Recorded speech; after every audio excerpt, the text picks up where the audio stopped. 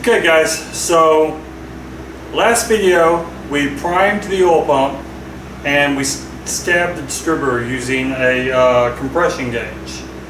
And we don't have a little pipe that plugs into our oil send unit, so this is our oil pressure gauge, but we are ready to start. So I gotta watch it.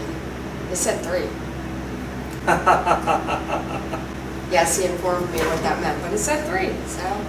it said 3 bar, which is about 25 pounds of oil pressure, which is good.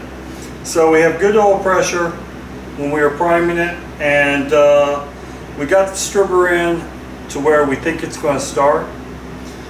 Now we just have to get some gas in here and crank it up.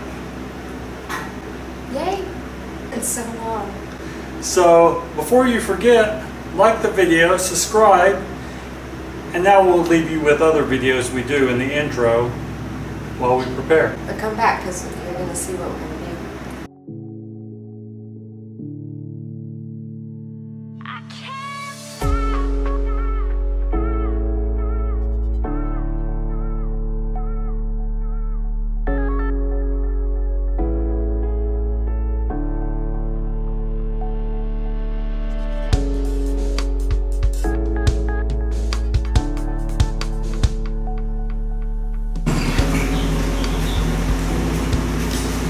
Okay, so we went through and checked all the bolts on the engine.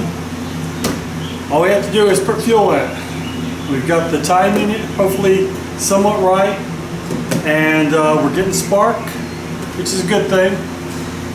And hopefully we get fuel and air, and that's all you need for a combustion engine. So let's put some fuel in it.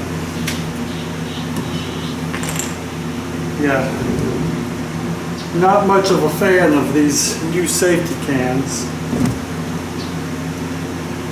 Let's see, is it coming?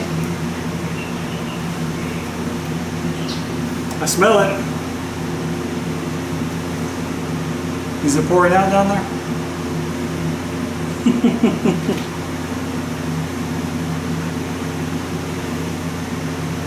Aren't these supposed to have a breathe hole? Oh, you have to push the little thing for it to go in. Wow. That's almost 2 gallons. It says E. And they have a gas gauge that works. That would be awesome.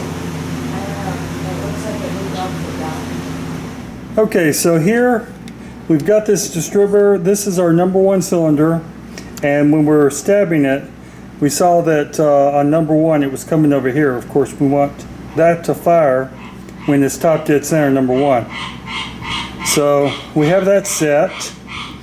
We don't have a circulation pump. We're going to have to, of course, get that installed, but we're just going to crank it over and shut it down so it won't get that hot. And then right here on our carburetor, we screwed this screw in to crank up the RPMs to better help it start while we're trying to start.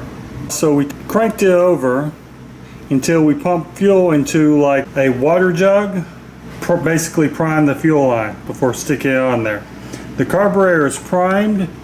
If you see in here, when you turn it over, you'll see fuel squirt. That's what you want.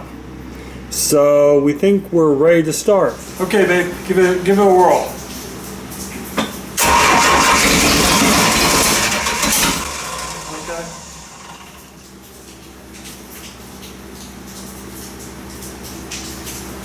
Okay, now try.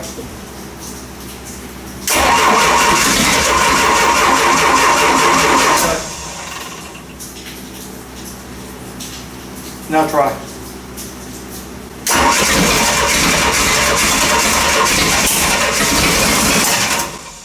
Oh, my hair's gone. I was like, that fired last time. Why are you sticking your hand over there? Okay, now try.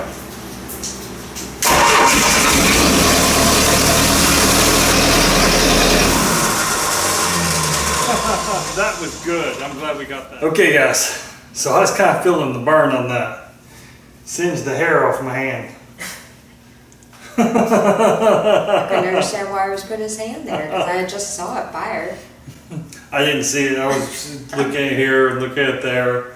And all I was trying to do was go out here and give us a little gas. Because I noticed the timing was getting closer, but it wasn't quite there.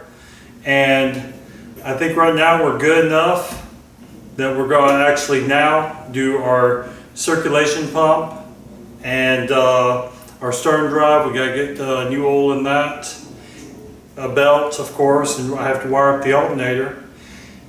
And then this should be a-okay. Of course, I need to connect this. But yeah, a lot of fun. And Danielle was the trigger man. She was pulling the key to the fireballs. I was. Yes. It was fun. She's a fireball. I want to do it again. On the water. So it's exciting that this boat is now starting. It's been a long time. Well, this boat's never started since we had it. So No. for us, we've never heard this on this boat. And this is the 3-liter 4-cylinder. Yes, there is a 3-liter 4-cylinder. And because the biggest I ever saw was 2.5. But this thing makes 200 foot-pounds of torque at really low RPM. So it's supposed to be able to pull you up while skiing. That's going to be awesome. But this is a 3-liter. And we're going to continue cleaning this up. We have to put the exhaust to the stern drive in. It's just a little rubber grommet that connects so your stern drive can still lift up and down. And we have bimini coming. And what else before we put on the wire? We're not doing the seats before we put on the wire. I think I'll just No, that's a project for the winter. Yeah, that's a winter project. But we want to get fishing. So gotta get out on the water to do that. And we're only going to be in lakes to start with, because I would hate to try a paddle in the ocean current. That would be fun. It's kind of my requirement, you know. I mean, lakes, maybe if we need to paddle back to shore, maybe we'd be able to make it, or somebody will help us out. Ocean, whole different story. Yes. So we have that emergency propulsion kit in the ski locker. It's a paddle. So we're good to go there. And we're still working on swag. We have our registered trademark now. So I know you see at the top, Homemade Chef. Well, it's over there. With the circle around it? We are now registered. So we're working up our swag and our custom gear that goes with Chris Does What, Dining In with Danielle, and Homemade Chef. And we have some special holiday gear that's going to be awesome. Coming out this holiday.